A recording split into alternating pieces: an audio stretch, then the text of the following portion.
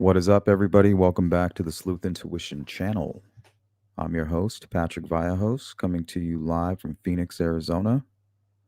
Want to welcome everybody in. Today we are talking about the Abby and Libby case out of Delphi.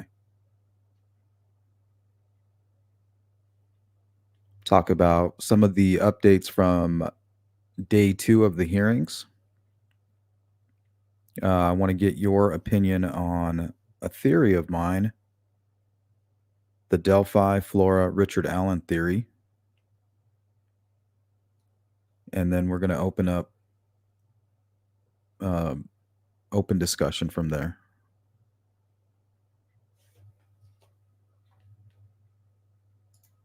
So welcome in, Nancy, saying, always wondered why he was handed the perk of fire chief in Delphi. Quid pro quo, maybe? Yeah, it's possible. That is why I voted, took one for the team on the poll.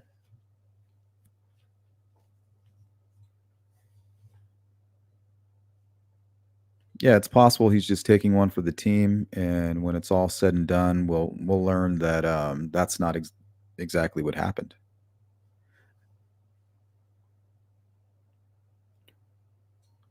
So we're definitely going to focus towards the end of the stream on the lost tip narrative and what's going on with that. So make sure you guys participate in the poll if you can.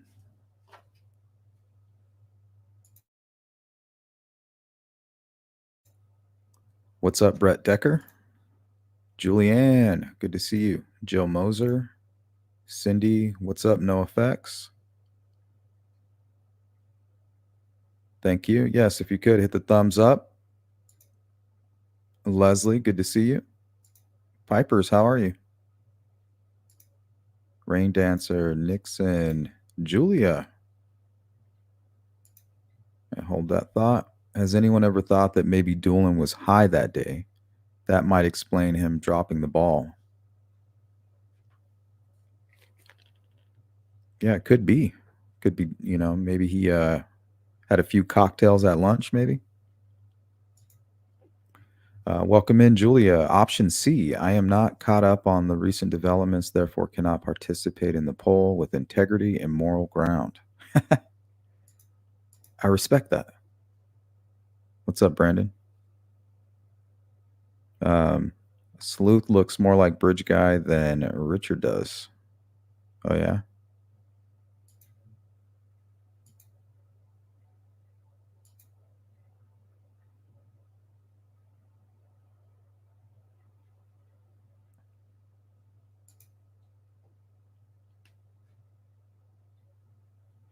I might need to add a couple more mods.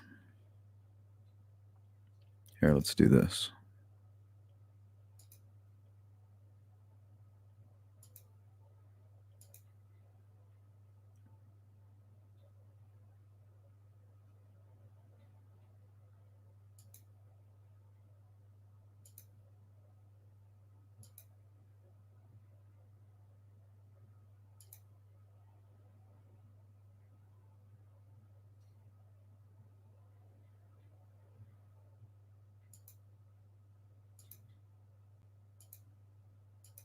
Okay. Just had to add a couple moderators in here. Good to see you, Purple Haze. You have missed nothing. But today we're going to talk about a Delphi Flora Richard Allen theory. I want you to give me your feedback and some input on that. But we're going to mainly focus on the lost tip and what was going on there. You have the FBI blaming Carroll County. You have Carroll County blaming the FBI.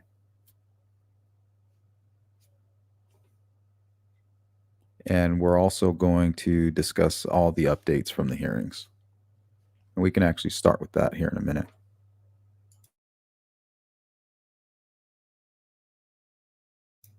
Good to see you, Gail. Welcome in. Andy Kane, afternoon. Took a little break from true crime, severe molar pain right now. Oh, that's awful. Hope the day is blessed for you all. Yeah, I hope you get that taken care of. Thank you for that. Zoe, good to see you. It's a me.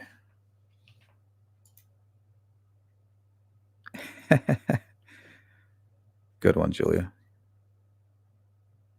Yeah, I think, yeah, I wrenched you up. Sorry. You should have had a wrench a while ago. I probably just assumed you did. Good to see you, Candace. Mustang, good to see you.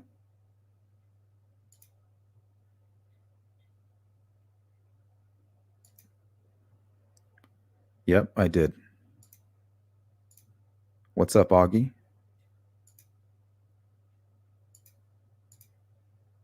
Okay, and if you guys haven't already, please participate in the poll. Looks like Brad just walked in. Good to see you, Brad.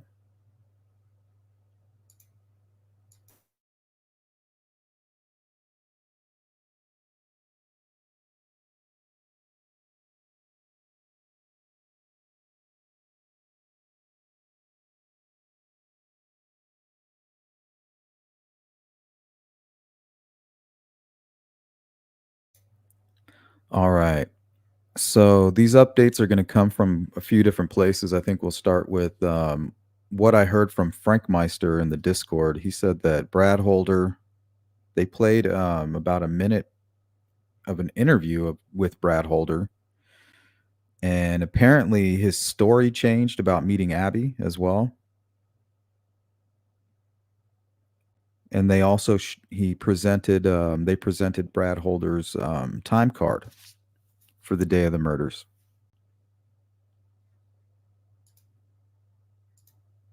And here, this is from Turbo Time YouTube channel. This was posted on the community.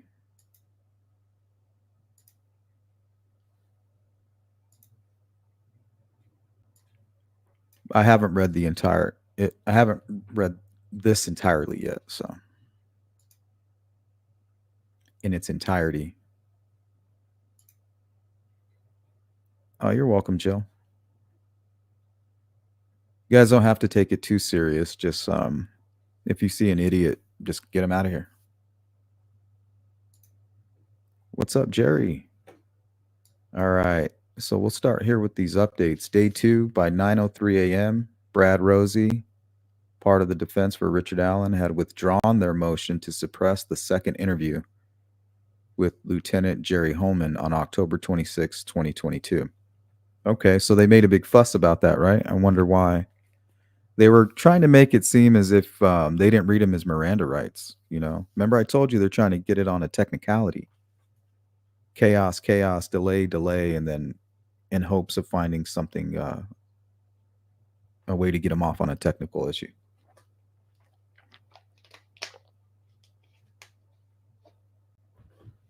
I do wonder if they will rifle that again.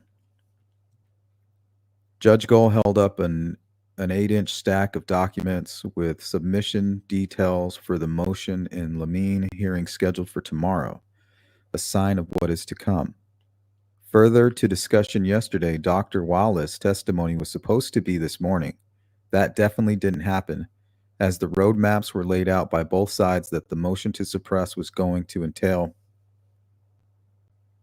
Baldwin was heard warning Allen's wife and mother to be prepared as to what they were going to hear today. It certainly wasn't the regurgitated testimony of former Westville prison warden John Gileppo, who told the court about Allen's interactions with him and other staff while incarcerated there. Allen would wash his face in his toilet water, scratched his window, slit in his seg cell so much that it had to be replaced. He had full control of dimming and turning off his own cell lighting, which was solely controlled by him. Warden Gileppo's testimony was very strong, and he was confident and postures himself very confidently. And he triggered Rosie to some extent because he couldn't shake the warden off his testimony. And Rosie wasn't heated. Rosie was heated and louder towards the end. Allen engaged heavily in discussion with Baldwin many times, and Allen was seen nodding his head to confirm what the warden was testifying about, to confirm it. Allen's disposition was very different today. He turned around several times to look at Kathy and Janice. And I noted that Kathy still has her wedding ring on. Kathy was joined by a friend late morning in court, and Baldwin came over to meet her and shake her hand at the lunch break. Court resumes at 1 p.m. with testimony of Dr. Walla, Mullen, recall Detective Purdy from yesterday, and possibly Detective Kendall. I don't have my notes at lunch. Kendall is there, though. An attorney for the state sat in the well as Jaleppo testified. I expect a full day today. Stay tuned for more updates and a special live.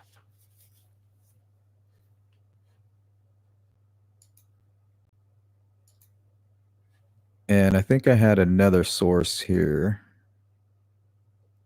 I pulled this off Twitter.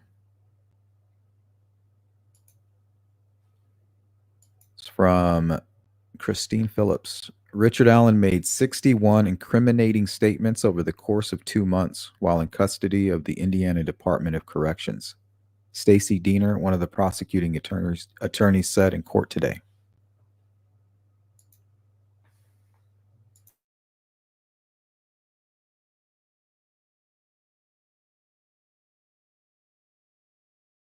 Welcome in Banter Lions. Has Allen's wife come forward and absolutely claimed he's innocent? Not that I know of, but she's definitely supporting him. I don't know what her thoughts are as far as that.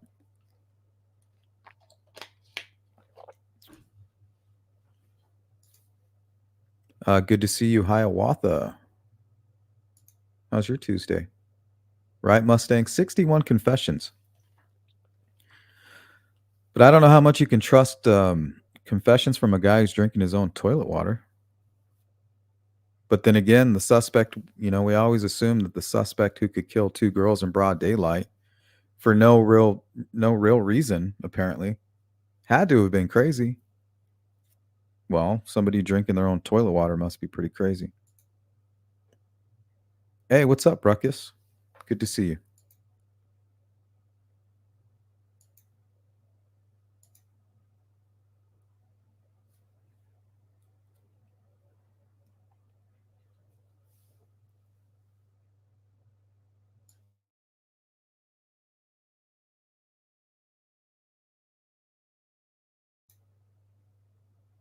Yeah, I would like to get a hold of those transcripts. Like, what do you mean he confessed?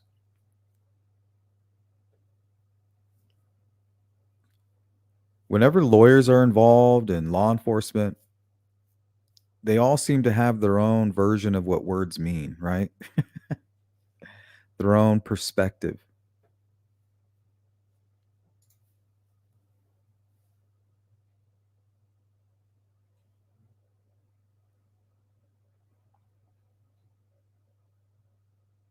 Yeah, maybe she has. I'm not quite sure.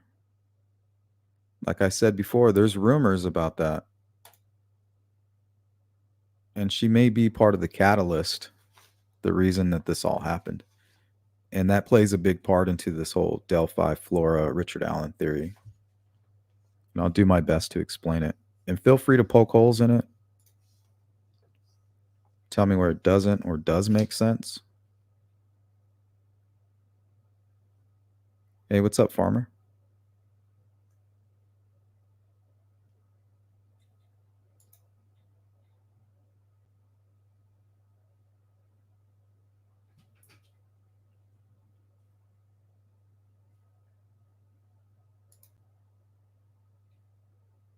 Well, I mean, anybody can plead the fifth.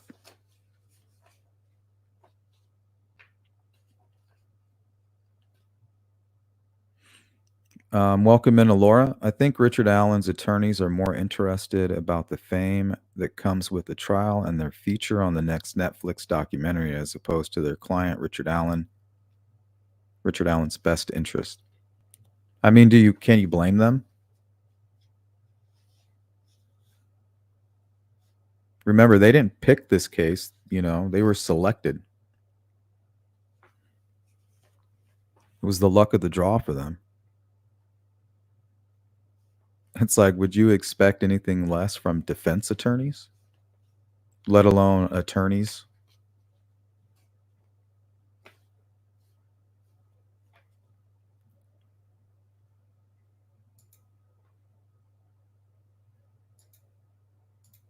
Ooh, shout out to Sensei, the super chat. Thank you. Today's going good. I hope you're well.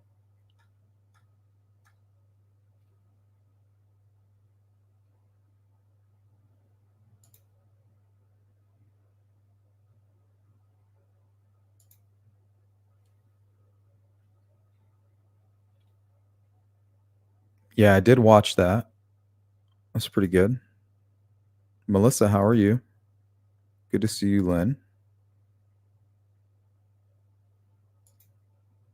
Yeah, you would hope.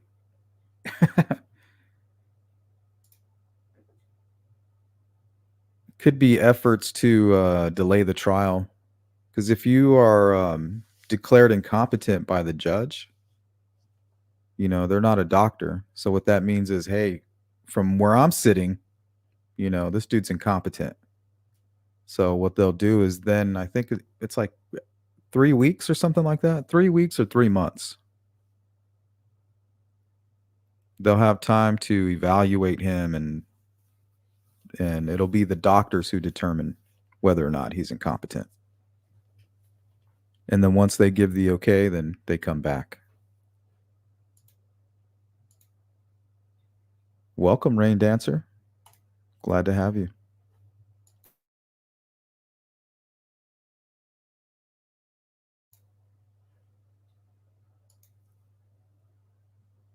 Teresa, you don't look blocked.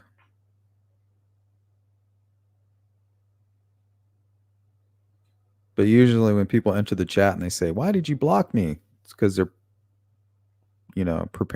prepared to get blocked. And they're usually up to no good. So now I'm watching you. I'm just kidding. It's a me.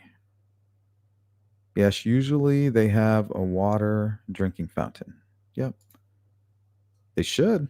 Hey, what's going on, Redfoot? What's up with you?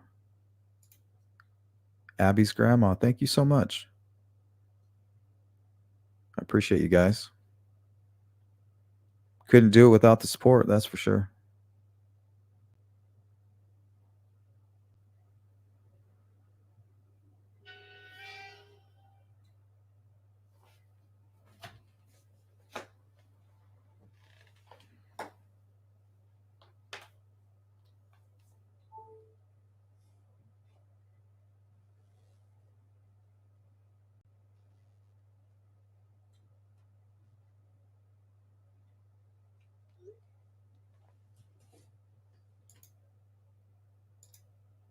Good to see you, Melissa.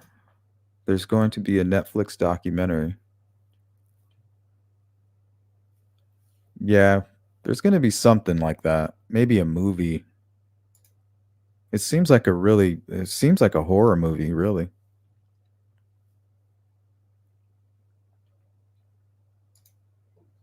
Somebody played out their horror movie fantasies.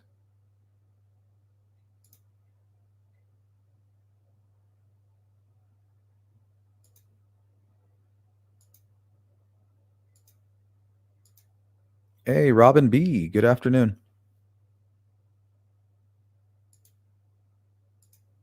Yes, indeed.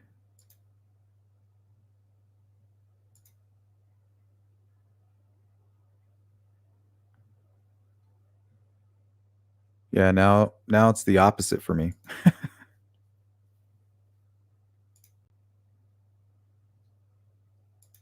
Redfoot says, I think Doolin took one for the team. When this is all over, I wouldn't be surprised if they explain why they did what they did and clear his name, if that's what happened. Yeah, I think that is possible.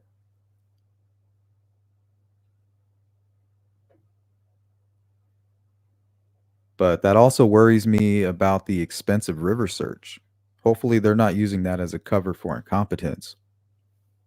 Like, oh, we'll just act like we found something in the water when really, we fucked up.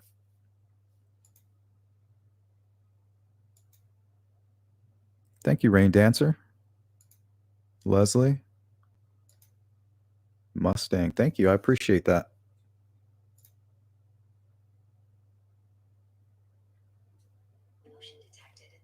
What's that, Banter? What happened in England?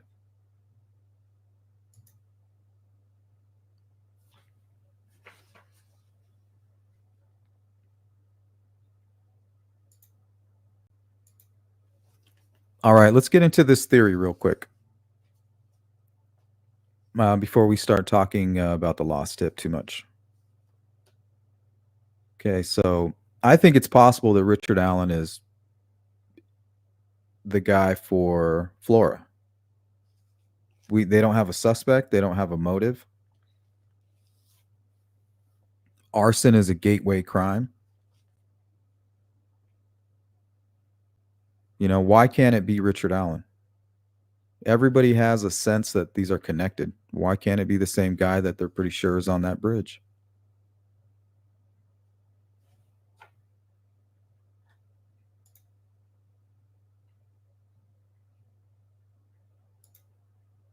Hey, what's going on, D? Welcome in. Julia says the Wabash search and potential Klein involvement I cannot let go of. Nope. What about the Grissom meeting too? You know, they had that meeting in Grissom the day the Wabash River search begun. So, and that's going to tie into this theory here also, which is very strange. It happened on its own. I did not intend to drag it in. It just happened to be there. So this theory starts with Richard Allen's only child, his daughter, moves out September 2016.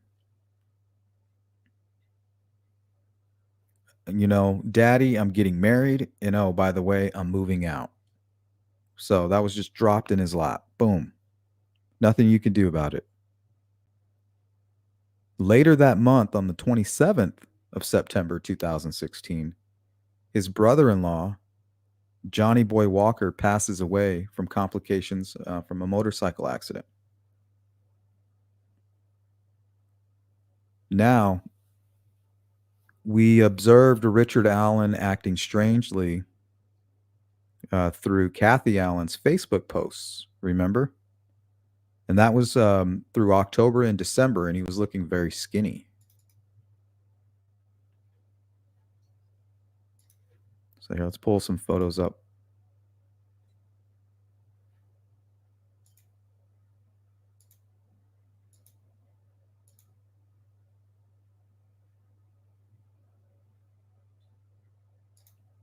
Thank you for that, Mustang.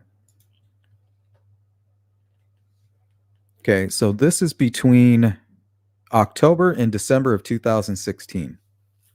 This photo, I believe, was in December. Look, dude is skinny as hell.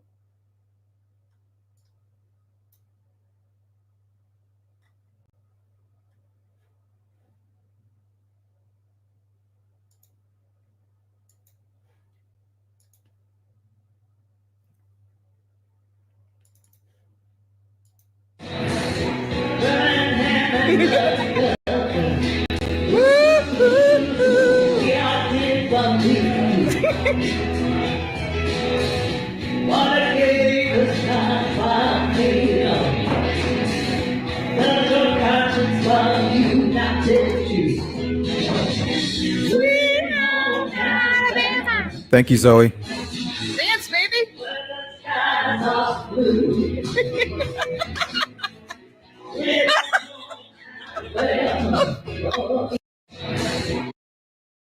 So definitely strange behavior. Definitely. And looking very skinny.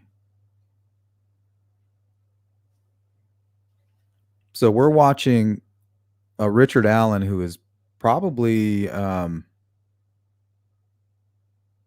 I really don't have the word for it. I mean, what happens when your daughter moves out and a tragedy happens in your life? Like losing a brother-in-law who was very close to your wife. It's most likely hitting her 10 times more than him.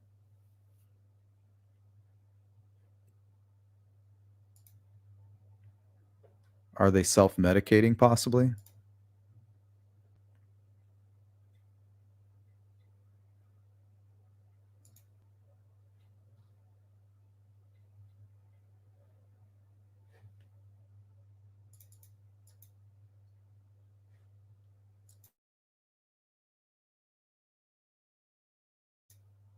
Redfoot says, I don't know, man. I might be wrong, but Richard Allen doesn't strike me as a guy that has the balls enough to commit two crimes like that, with them only being 6 days apart, in my opinion.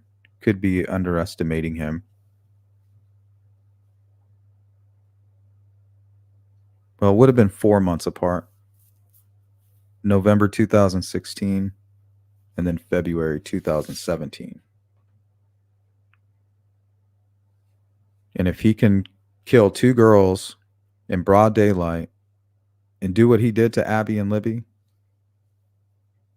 and what I know about arson being a gateway crime and him never really appearing to be a criminal up until now, something triggered this. We don't have a suspect in Flora. Why can't it be the same guy that killed Abby and Libby? Possibly, right?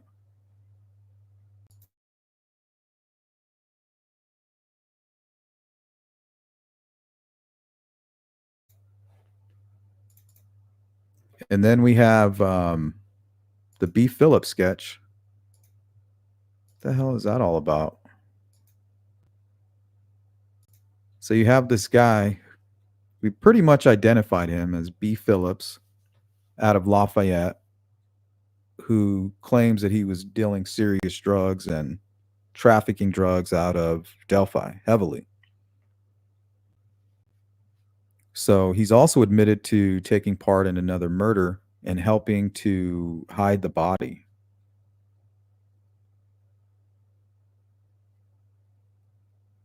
He's also responsible for calling in a bomb threat at the Packers plant where he worked.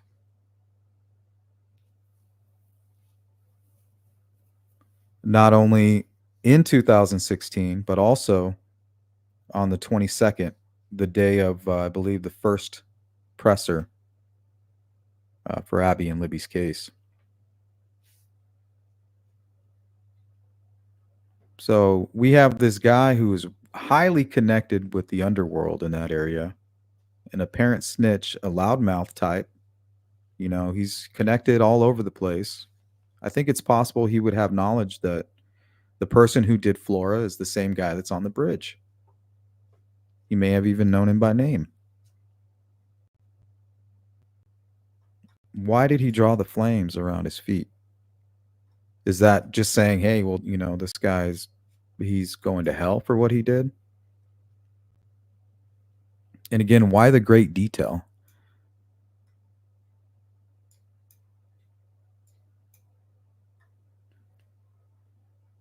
Is that just his opinion? I mean, this is pretty detailed right here. It looks like a phone holder. And whatever this is,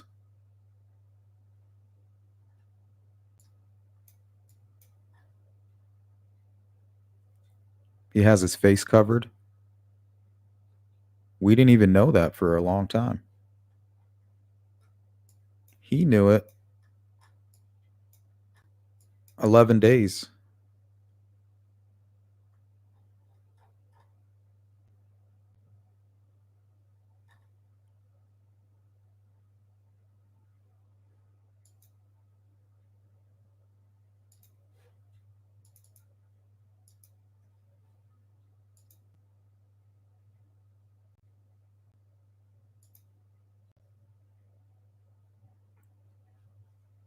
Yeah, that too.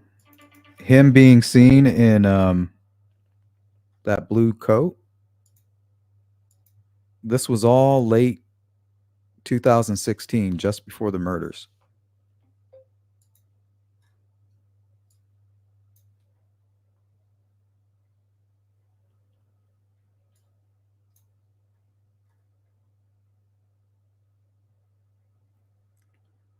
We've seen a lot of blue coats over the last 7 years. That's the color right there, is it? Isn't it?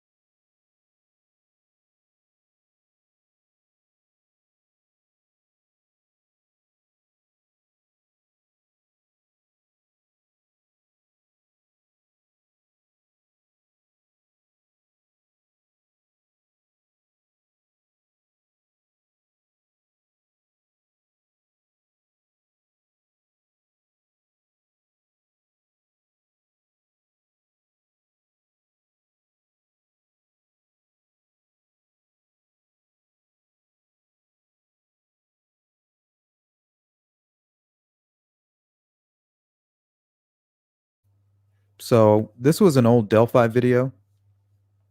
I took a screenshot from it. I added some things here.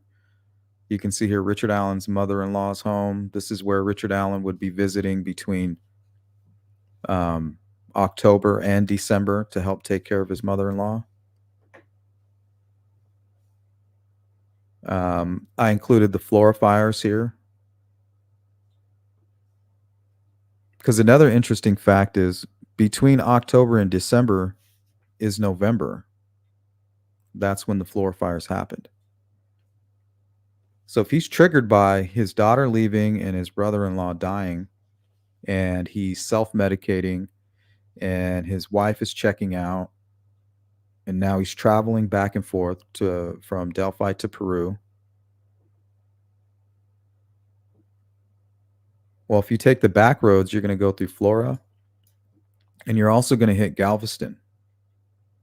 Now, according to Channel 13's investigation, that's where the ski mask incident happened. And Galveston is just below where Richard Allen was staying at the time.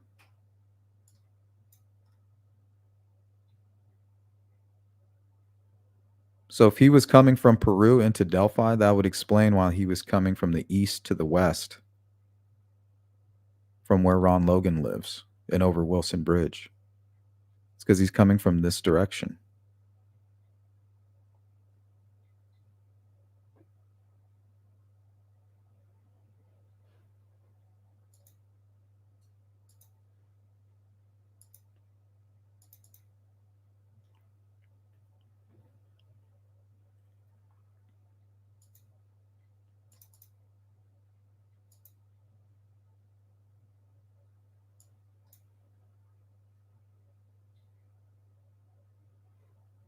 So another interesting fact about taking this path to Delphi from Peru is that you drive right by the Grissom Air Force Base.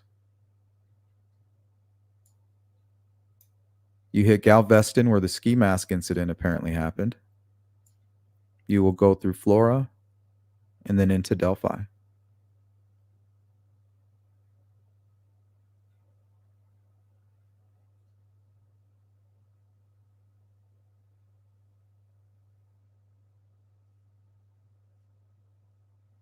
So we have documentation of Richard Allen acting strangely between October and December of 2016 for good reasons, right?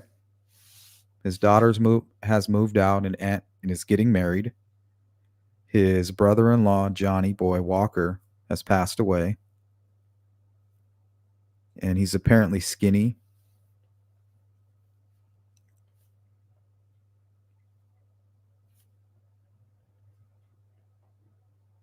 You know, mixed with this information and the B. Phillips sketch, I think it's possible. What do you guys think?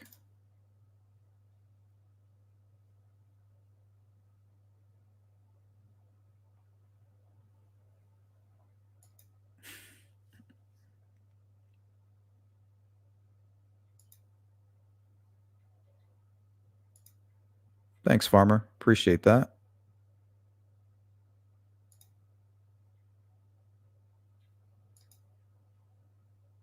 Yep, November 21st.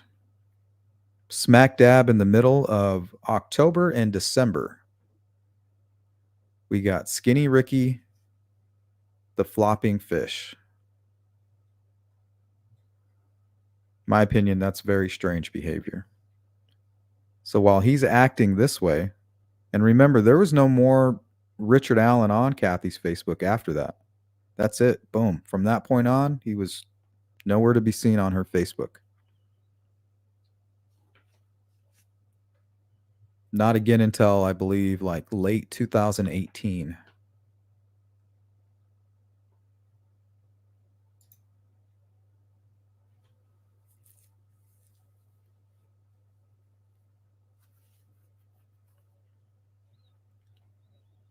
Good to see you, Budward.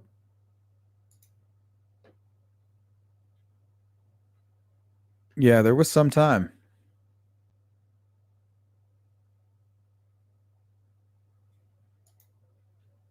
like under 4 months.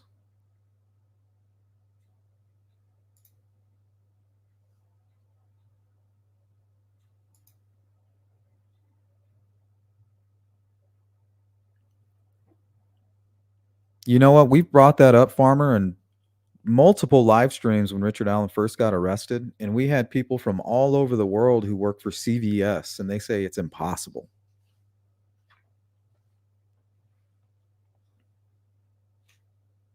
Does that mean it's impossible? No.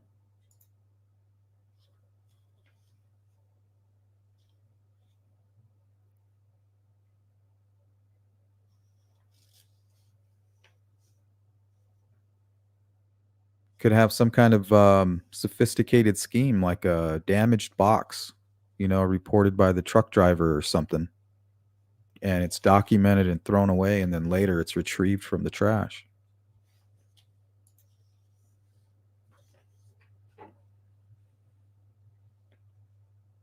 Never know.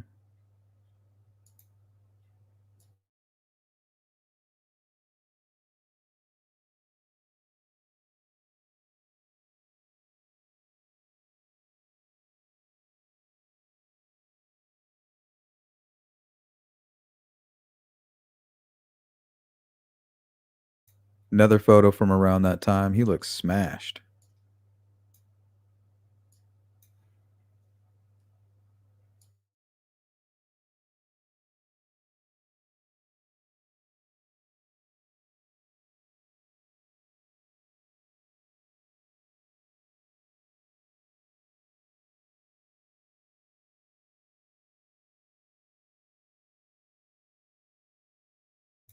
Yeah, he could have been.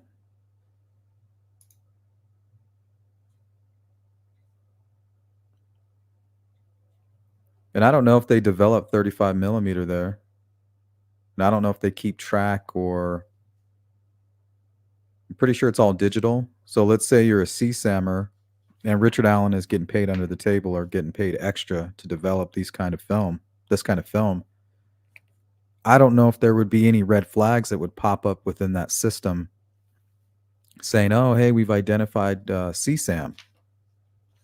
We need to alert the authorities." So if they don't have that in place, yeah, Richard Allen could have been doing that. And we talked about that early on.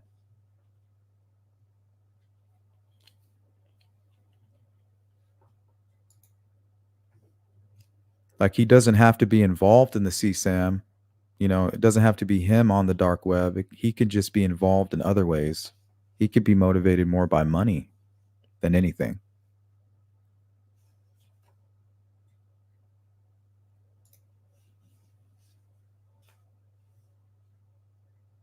But I mean, I think that is kind of far fetched. He most likely used CVS as his way of targeting and picking his kill zone. So he may have picked the location and the victims were random. Abby and Libby may have just walked into a trap.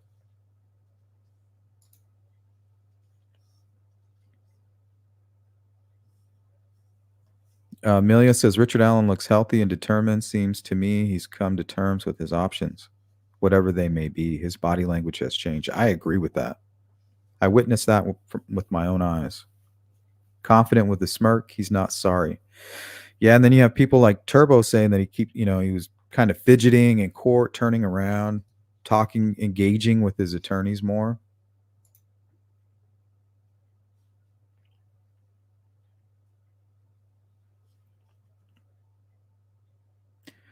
Yeah, Ron Logan's son, Ron Logan. I mean, Ron Logan's son was also accused. He has his own. I mean, you had a guy come in here and accuse me at the beginning of the live stream. Wouldn't be the first time.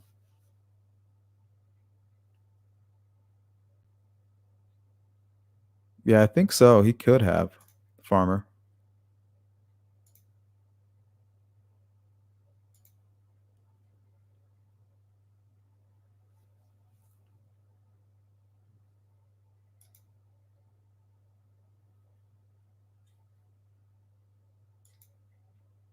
Yeah, I agree, Hiawatha.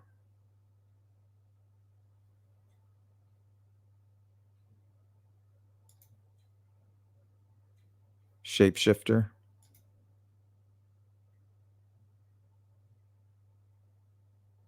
Thank you, Sensei. Yeah, if you guys could hit that thumbs up.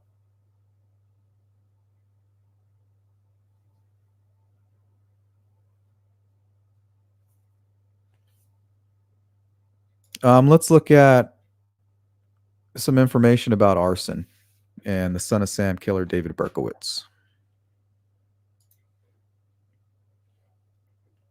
Many serial killers start as arsonists. Arson is psychologically attractive because it involves manipulating power and control, something that serial killing also offers. David Berkowitz, the Son of Sam killer, was infatuated with pyromania as a child, to the point that other children called him Pyro. After being arrested, he took responsibility for dozens of New York arsons. Some sources indicate that he might have been responsible for up to 1,400 fires. So maybe that's why it's hard for Richard Allen to confess. It's not just him confessing to the murders of Abby and Libby, but maybe there's a whole lot more to it. Possibly the flora fires, maybe a whole stream of fires over the last 20, 30 years. Other crimes that he's committed.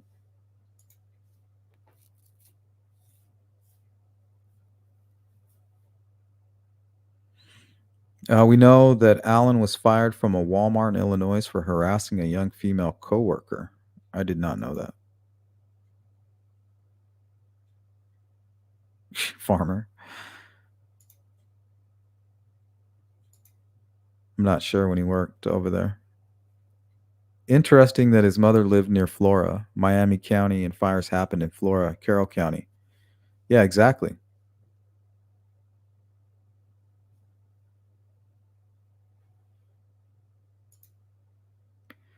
One of the most common warning signs that potential serial killers display is a fascination with setting fires. While it may be common for young people to enjoy the sight of fire, a psychopath's interest borders on that of being a potential arsonist. They will set anything they can on fire just to destroy it.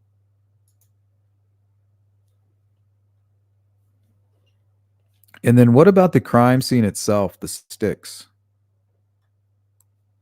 What if it's not runes? What if it's representative of a number?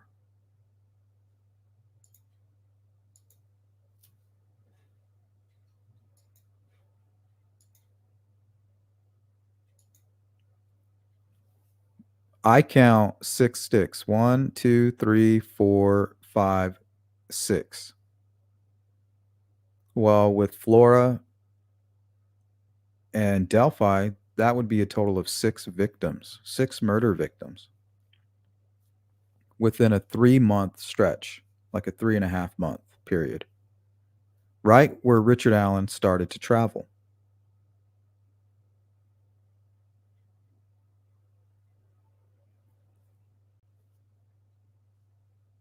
Right after he's hit with a tragedy and a life altering situation, a pivotal moment for him.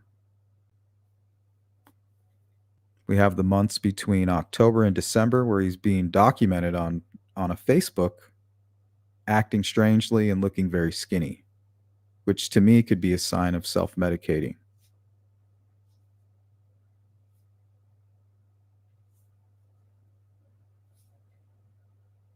He's now traveling from Delphi to Peru on and off to help, take care of his mother-in-law. That was something that Johnny was happy to do at the time. Well, he can't do it anymore because he died. They had to step up.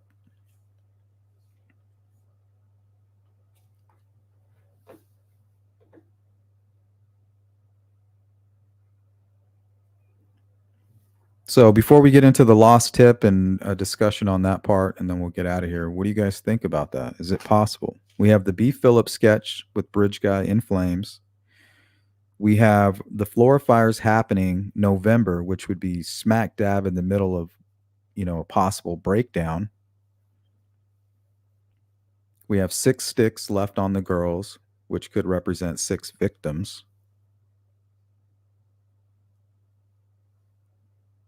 The path Richard Allen would take if he was going the back road from where he was staying in Peru to Delphi, he would not only go past Grissom Air Force Base, he would have to travel through Galveston, which is where the ski mask incident apparently happened. He would also travel through Flora and come in from east to west into Delphi, which is what happened on the day of the murders.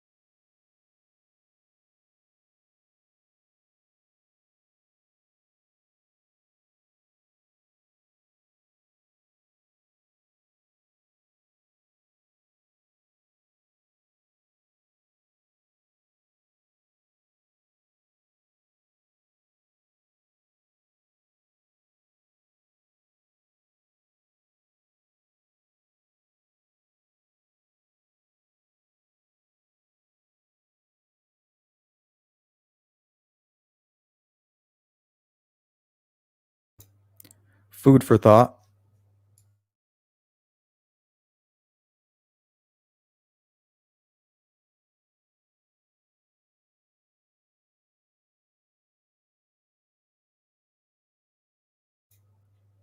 Gilletta 1, that's I never thought of that. The beginning of which was going to be his fuel for a large fire, he's interrupted.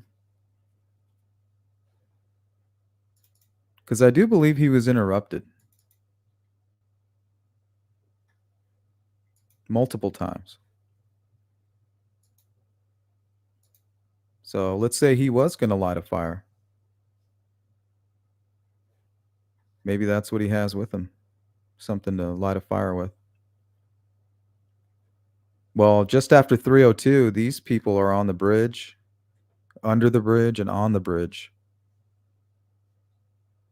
And shortly after, you would have Cheyenne on the bridge up until about 3:52.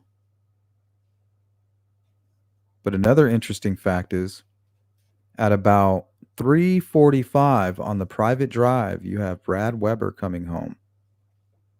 So Richard Allen's dealing with these people on the bridge. He's dealing with most likely Libby's phone ringing. He can hear Derek German hollering for the girls. And at about 3:45, just 10 minutes before Muddy and Bloody Guy is seen walking, you have Brad Weber coming home from his shift at Subaru.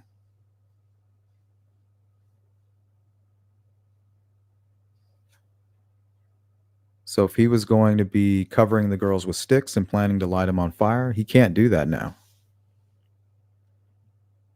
Not with everything that's going on around him.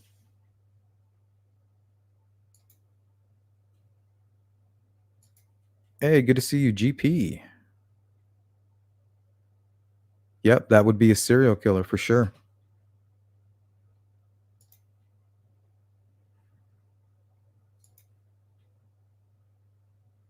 He heard people and ran. Well, I think he told himself, I'm not too concerned with the people on the bridge with what I'm doing right now. Because at that time, I believe he's already committed the murder. He's not worried about being discovered at that point.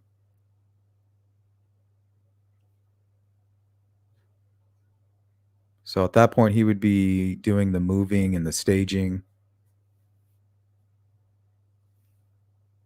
So I don't know if he felt comfortable. But once he saw Brad Weber coming down that private drive, I think that's what triggered him. Because not long after, there's a guy, Muddy and Bloody, seen walking west on 300 towards the CPS building. Hey, Jari, good to see you. CJK, how are you? What's up, V Marie?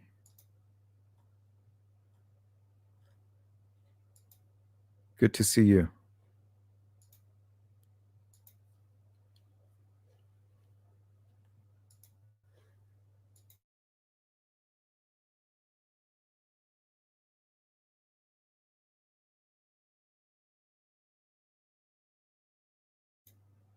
All right, let's get into dueling here. So Richard Allen calls the tip line and meets him at what is it, Dillman's or Willman's or something like that? Oh, I think it's Willman's. You can kind of see that's the background of this image here. I don't think it's open anymore. Well, he calls the tip line and they agree to meet at Willman's. And he tells him, yeah, I was there around that time. I did see three girls, but I did not see the two girls that you're asking about. I didn't see the missing girls. He says, okay, tell me about the three girls. And then he explains them. And Dan Doolin takes that information and apparently gives it to somebody who works for the FBI, not an FBI agent, but somebody that works for the FBI. And she took it and punched it into their system, I guess the Orion system.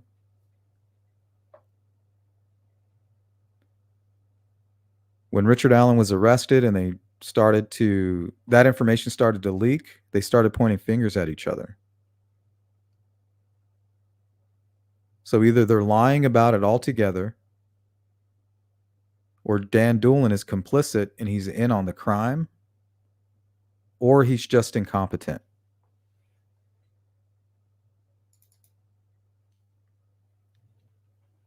Don't forget to vote on the poll. We're going to close it down here in about 10 minutes.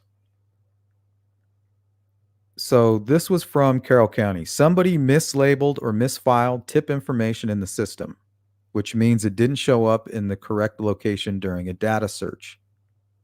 The FBI says its review of the matter showed that FBI employees correctly followed established procedures. This is from another article. Overlooked due to a clerical error. Those sources say a civilian FBI employee either mislabeled or misfiled tip information in the system, meaning it didn't show up in the correct location during a data search. And here's the FBI's official response to being accused of losing this very important tip. As stated in the past, this is a complex multi-agency investigation. The implication that an alleged clerical error by an FBI employee caused years of delay in identifying this defendant is misleading.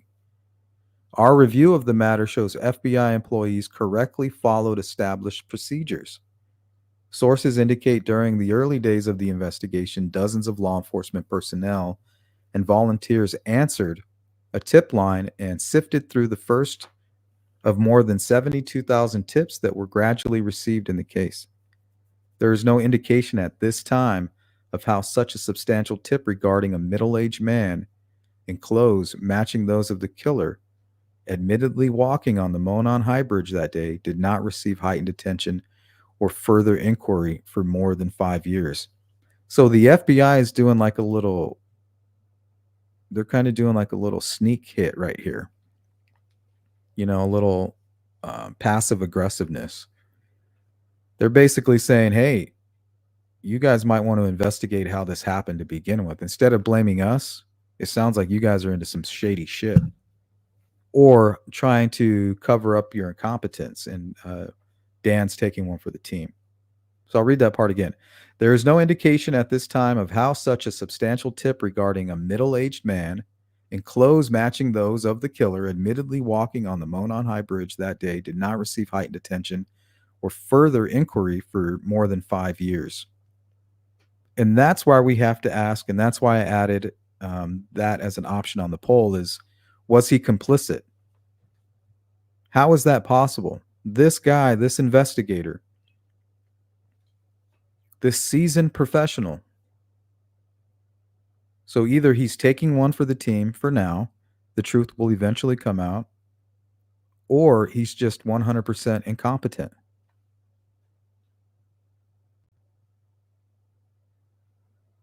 On October 13th, the day investigators raided his home, Allen told detectives that he recalled being on the trails leading to the bridge the day of the killings and was there to watch the fish. A witness told police she spotted a man wearing a blue colored jacket and blue jeans and was muddy and bloody. She further stated that it appeared he had gotten into a fight.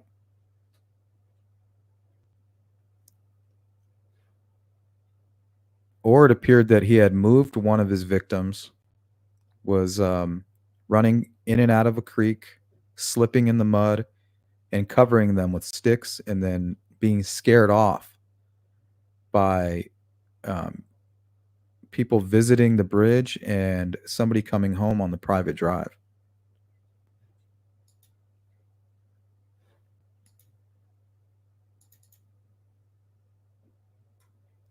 Okay, I'm not sure how many of you are familiar with Hanlon's razor. It's very similar to Occam's razor, but it's applied to social situations.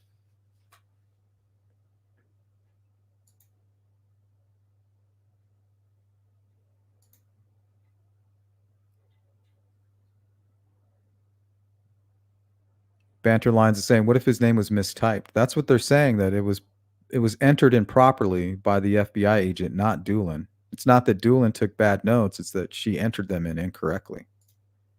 But that's almost like, regardless of all of that, the fact that Doolin didn't put two and two together tells me three things happened.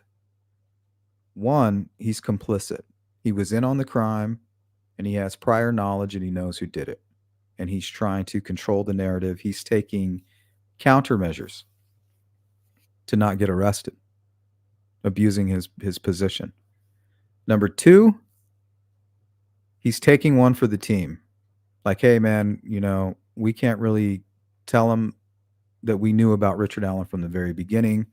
So you're just going to have to take this hit for now. We'll explain it all later. He's like, okay, what's in it for me? Well, we'll make you fire chief. And then you have number three, which is Hanlon's razor. And let me explain what Hanlon's razor is. Please go check on the poll because we're about to close it down. So if you haven't voted, go vote now. So Hanlon's razor is a reminder that not everyone is plotting against you.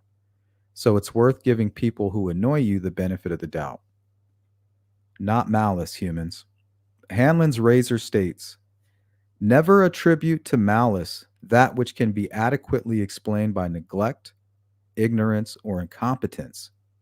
Many quotes of this model focus on stupidity, which it could be argued gives it an arrogant twist. I find the broader interpretation more useful.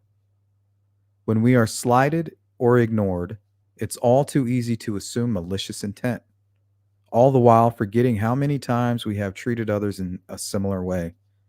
In reality, people are as neglectful, distracted, tired, misunderstanding, and incompetent as us.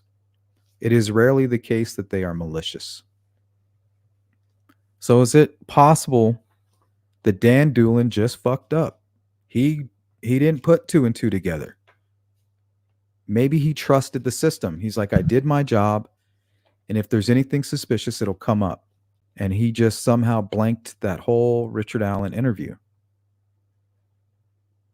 But also, you see here, I have Richard Allen with the lightsaber tucked in his pants because I feel like him as a master manipulator, if he did what he did, he has to be a master manipulator. The way he was able to hide in plain sight. So I call it the Jedi mind trick. He convinced Doolin that he was harmless. You have people out there and people in my chat right now who they can't even fathom that Richard Allen is their guy. He's the little guy. He has no criminal past. There's no way he could handle two victims. He just didn't do it. There's not enough evidence. They still can't believe it. He's still doing a Jedi mind trick on some of you right now. But it looks like he put down his lightsaber during these hearings. He doesn't seem too concerned. So, like I said, any day now, guys.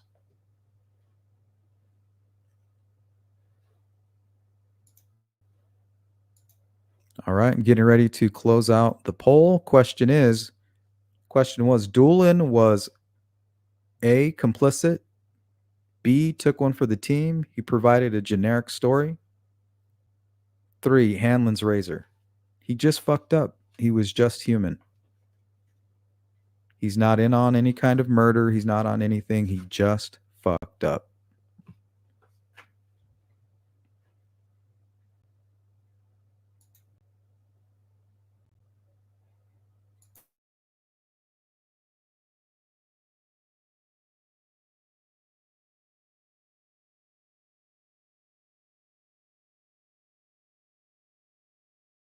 Yep. And we read that, V. V says Turbo said Richard Allen was different in court today. Alert, taking notes, engaging with his defense team, turning around multiple times to whisper things to Kathy and his mother. His head was completely shaved off. He was walking kind of upright, kind of with his head back somewhat this time, not with his head down, kind of limping, like I'm dying. They're beating me. I'm a POW. He's no longer playing that role. So I don't know if he has a second wind and he's looking to take the trial on head on, or if he's trying to see if his team can convince him that he could actually do well during a trial.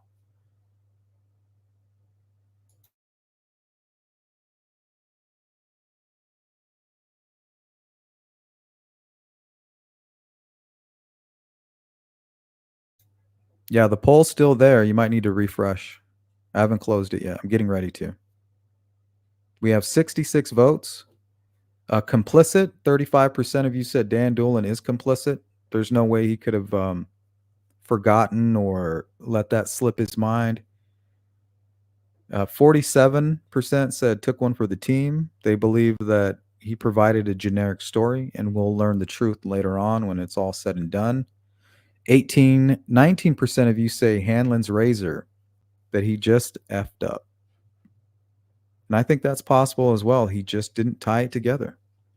He said, well, I did my job. I interviewed these people. I took good notes and I entered it into the system. Now I'm going to go follow my next lead or do my next task. Just thinking that the system, if there's anything there, would discover it. I know hindsight tells us that there's no way you can overlook something like that. But it's possible. Thank you, GP. Good to see you. I appreciate that.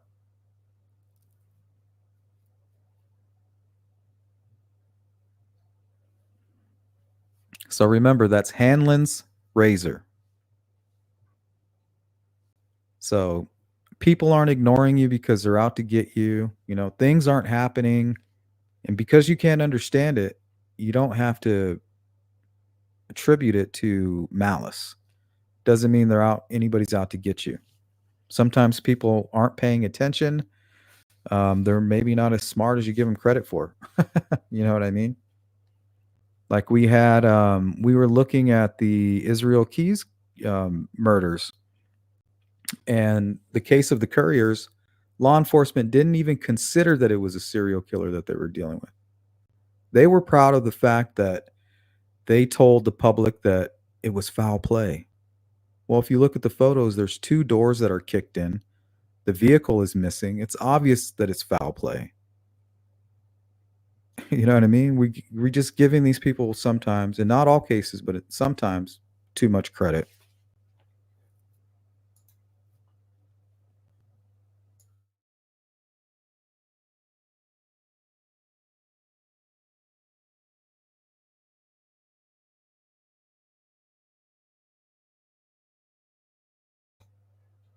All right, guys, I think that's going to do it. But I do want to give a special shout out to Sensei for the super chat. Rain Dancer for joining members today. Glad to have you. Abby's grandma, thank you for the super chat. Rain Dancer, the super sticker, much appreciated. Thank you, Leslie. Thank you, Mustang. And Zoe Kitty. We can't do what we do here on the Sleuth Intuition channel without your support. That's 100%, guys. Replay crew, let me know what you thought. about today's discussion, the Delphi flora Richard Allen theory. Do you think there could be a connection? If not, why not? And what about the lost tip? Where were you guys on that?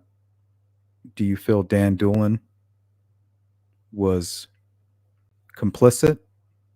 He tried to hide that information so that he himself did not get in trouble for his role in the crime or his knowledge of the crime. Was he taking one for the team, providing a generic story, and eventually the real truth will come out, and that the tip wasn't necessarily lost, and they've been watching Allen for some time? Or was it Hanlon's razor? And Doolin just he wasn't up for the task for whatever reason. He didn't put two and two together. He took Richard Allen's interview, got the description of the killer a day later, stood on that stage during the first presser, and for whatever reason, it never clicked. It just never clicked for him. Welcome in, Road Dog. The B. Phillips sketch with the mouth covering that we didn't know about, but this guy did just a few days after the murders. Yep, and the flames. So let me know what you guys think about everything that was discussed today. And I'll get with you guys again real soon. So have a great day. Peace.